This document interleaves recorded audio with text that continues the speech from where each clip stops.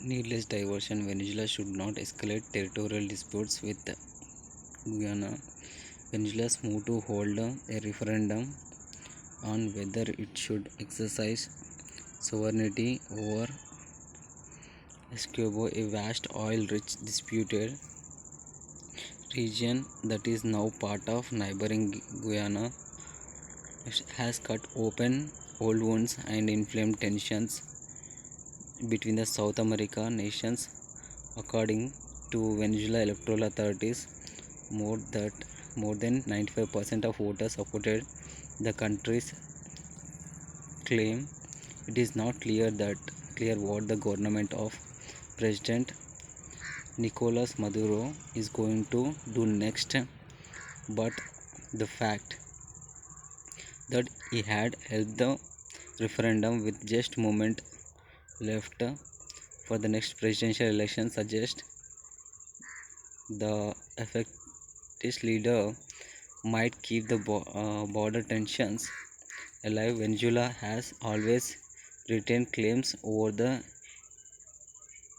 Essequibo, which it says was stolen when the north-south border was drawn by colonial power over the century ago. In 1966, Venezuela and the UK entered into the temporary Geneva Agreement on the border. Guyana was a British colony. To maintain the status quo while seeking to find practical, peaceful, and satisfactory solution for all. Tensions eased when Hugo Chavez, Mr. Maduro's leftist predecessor, was the president, but when an oil boom began transforming Guyana economy, Mr. Maduro regime started becoming more vocal about country's claims over the region. Guyana, only English-speaking country in the Latin America, maintained the 1899 border agreement between the international arbitrators from Britain, Russia, and the US is final and approached the International Court of Justice in 2018 requesting a ruling. Venezuela, on the other side, has always argued that it was not part of the 1899 agreement, which it calls null and void. When Guyana moved the World Court requesting a ban on the referendum, the court refused to do so, asked Caracas not to take any action based on the referendum altering the status quo. But Mr. Maduro has already dismissed the World Court's jurisdiction over the dispute. He is under the growing international pressure to hold free elections. Recently, the US eased sanctions on Venezuela as Maduro government reached a deal with the opposition for next year's election.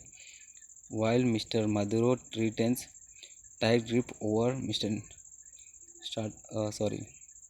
over state institutions, is also unpopular with the sections who are increasingly frustrated with the state of the economy, particularly shortage of essentials and hyperinflation.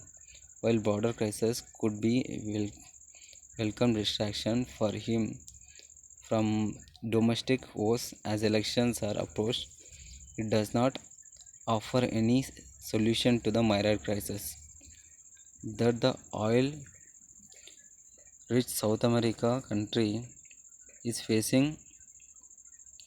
If anything, border conflict would make the solution worse. Mr. Maduro should refrain from taking the unilateral action and continue to try to resolve the territorial issues the Guyana through talks in the true spirit of the Geneva Agreement.